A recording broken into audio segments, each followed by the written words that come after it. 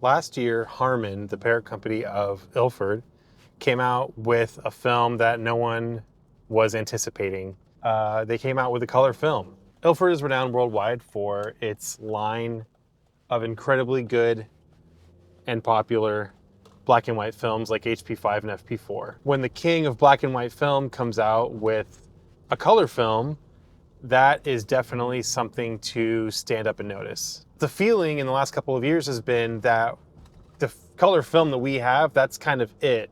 There's not going to be more companies coming out with new emulsions and new ways to produce color film because it's very difficult to do. The manufacturing is hard and very intensive. There needs to be a lot of upfront costs invested into making a new color film. So when Harman shows up with a new color film, I was very excited. Mostly it means for me that we can depend on a future of color film, possibly new color films coming out from Harman, Ilford, and other companies, maybe even Kodak coming out with new color films. Who knows? After Harman made their announcement on social media, the predictable deluge of YouTube videos reviewing this film stock hit YouTube, and we all got to see what Phoenix was all about. A lot of people didn't really like it. It's an experimental film. It's brand new. It's limited quantity. They're doing kind of an experimental run of it to see how viable doing color film for Harman is, which is cool. I think that's a good move. I think it's smart for them to invest some of this money and time into trying this out, seeing how it does, and then moving forward from there. The one thing that I did notice about this film wasn't the characteristics of the film itself, but the fact that everyone loaded the film up into their really nice SLRs and expensive, super nice cameras. No one put that film in a point and shoot. And so I thought that I would do that. And I was really impressed with the results. The big standout of this film is that it is grainy. It's the first thing you notice. And for some people, they weren't super into it, which is fine. I can understand that. For me personally, I love film for all of its flaws and quirks, and I think that film grain is something that I enjoy. I like the way film grain looks, especially in certain situations. It adds like a nice character to the image. This grain is particularly chunky and noticeable, but I don't think it takes away from the images that you're making with this film. The other characteristic that I noticed is that when you scan this film, you need to do a little bit of tweaking to get it to look how you want. This wasn't a surprise to me because I edit all of my film photos, and I think that you should too, in order to get it to exactly where you want it to be, because film does not make a picture good simply because it's film. Film is just one way to make a picture, but you really have to finesse it to get it to where you want to be. No film is going to be exactly how you want it to be straight from a scan, unless what you want it to be is how it looks straight from the scan, which is also a thing that happens to me sometimes. Basically, my point here is that, yeah, of course you have to edit it. Of course you have to go in and tweak the colors, because like any other film, you're going to have to do that. This one might start in a place color-wise that you might not particularly enjoy or be used to, but I assure everybody, getting this film into a place that looks good is very easy and super doable by pretty much anybody. Now, enough blabbering on and on. I am just going to show you the pictures, and we can talk about how they look. I wanted to bring you to the computer for a second so I can show you what I was talking about as far as scans and editing after you scan. And I didn't do a ton of edits here, and I didn't do like a ton of like testing because one, I wasn't the first to get this film, and a bunch of other people did it. If you want to see a really good video about kind of testing the limits of this film and getting like a really scientific approach, like what this film looks like, you can go check this video out here from Kyle McDougall. He kills it as always. But what I did do, like I said, I tossed it in my MJU Panorama by Olympus, and I really just wanted to see what would happen with this film if I let the camera make all the decisions. So in this first image here, I just wanted to try out this contrasty scene for the first image of the roll. And as you can see on the right, this is the initial scan with no editing. Very contrasty. Everything in the shadows is pretty crushed. Not really any detail over here. And then bright, bright highlights. You can ignore the vignette. That's just from the lens of the camera. On the left here, you can see I did a little bit of opening up the shadows to kind of get a little bit more detail in there. Looking at these images, I wish I had edited them a little bit differently. I actually really like the way the greens look in the initial scan. But I did just kind of shift the sky and the colors around a little bit. You can see back here, there's like a rear house that's much more saturated in the initial scan that I brought down quite a bit, just messing around with the full image. That kind of gives you an idea of what you're getting right out of the scan. A lot of saturation, a lot of contrast. But honestly, not bad. It's a cool look if that's what you're into. This shot was a little more intentional. This is a flower shop down the street from Maru, which is my favorite coffee shop. On the right, again, is the initial scan, and on the left is my edit. Again, I kind of dig the initial scan. I didn't really need to edit this. Looking at this again, I prefer the initial scan to my edit, which is funny and a good lesson. You might want to give your images a couple of days and come back to it to see how you're feeling about it, because sometimes initially you might not like it and then you come back and you realize it looks really cool.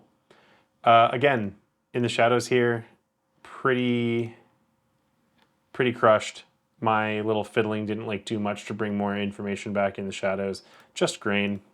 This film, again, very grainy, but that's to be expected. Really punchy colors, super contrasty. I like the way this looks though. I think it's got a very specific kind of like look to it, and I think it does really well with the landscape and the light in Los Angeles, which this was where it was shot, so not bad. Here is a good example of like contrasty backlight scenarios. Obviously the camera needed a little help, so there's some fill flash, but again, super contrasty, tons of grain. Look at all that grain, especially in the sky. The grain is super chunky.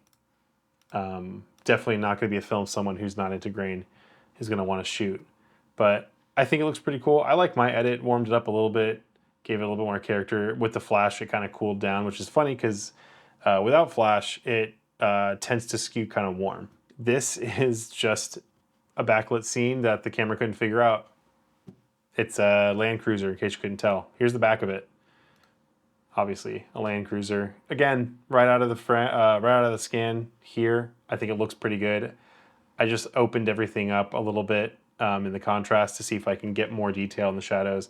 Not a lot. If it's contrasty, you're going to lose a lot of information in the shadows, which may or may not be a look you're going for. I like it. I think it looks cool. Now, here's a shot I really like. On the right is the initial scan. On the left is my edit. I like my edit because I brought the color back to kind of the orange that this BMW actually was when I was looking at it. But once again, that's kind of all I did. And the image on the right, the initial scan with no edits, it looks really great as well. It's going to be kind of a taste thing.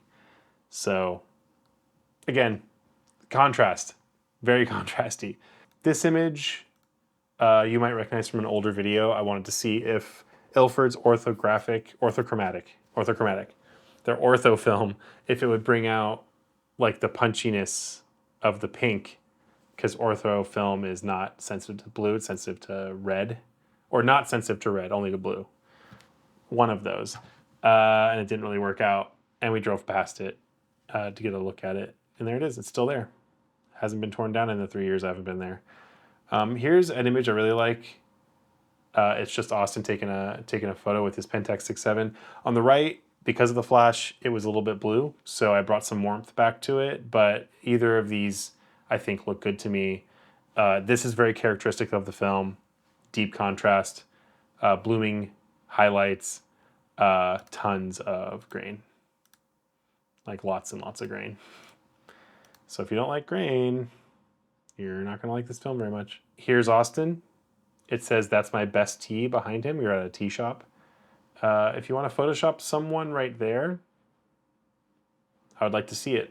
Here's a purple chair someone left in front of our house in Milwaukee, back in Milwaukee now.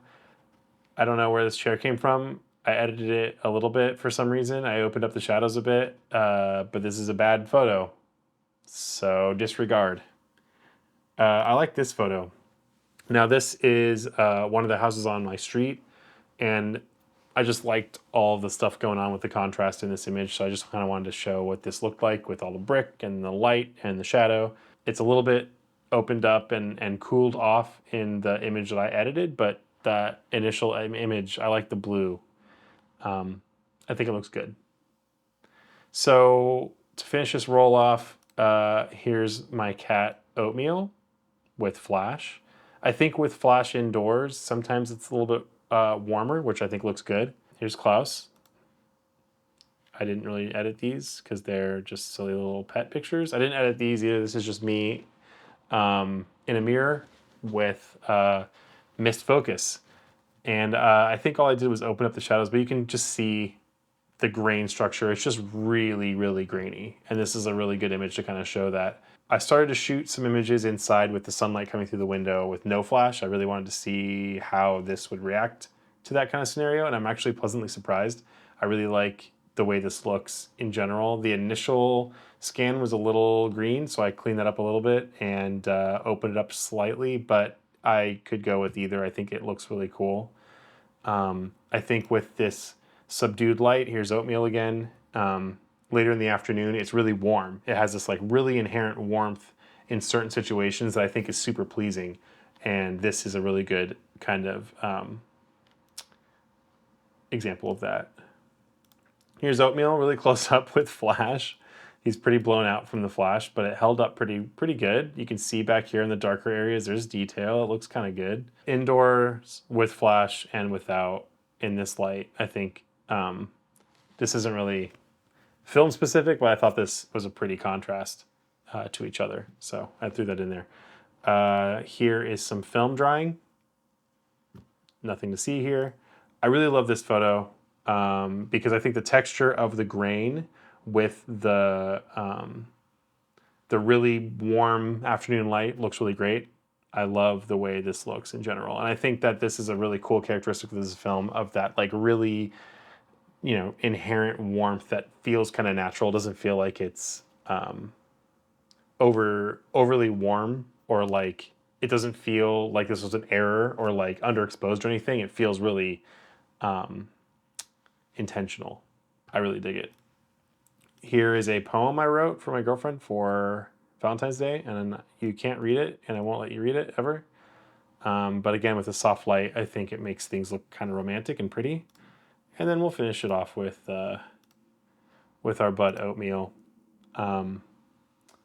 Again, the contrast I think is cool. I think that it really works for certain situations. And again, that grain is really going to bring out a lot of character in this film. I think in this specific situation with this specific frame, I think that the grain really lends kind of a good amount of character. Looking at both edits, I kind of like the look of the original edit, or lack of edit, I guess, versus mine.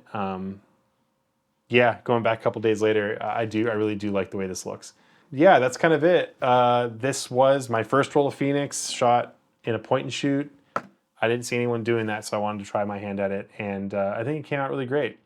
And I'm definitely going to do this again with a different camera, probably, because I have one more roll of Phoenix in my fridge. But let me know what you thought. Did you like this? Did you like me showing you this roll of film this way? Did you enjoy seeing the results of Phoenix in a point and shoot camera? Do you like Phoenix? Are you going to shoot it? Did this make you want to shoot Phoenix? Do you hate Phoenix? Does this make you want to shoot Phoenix even less? Whatever it is, I would love to know. Either way, thank you for watching, and I'll catch you on another one probably later.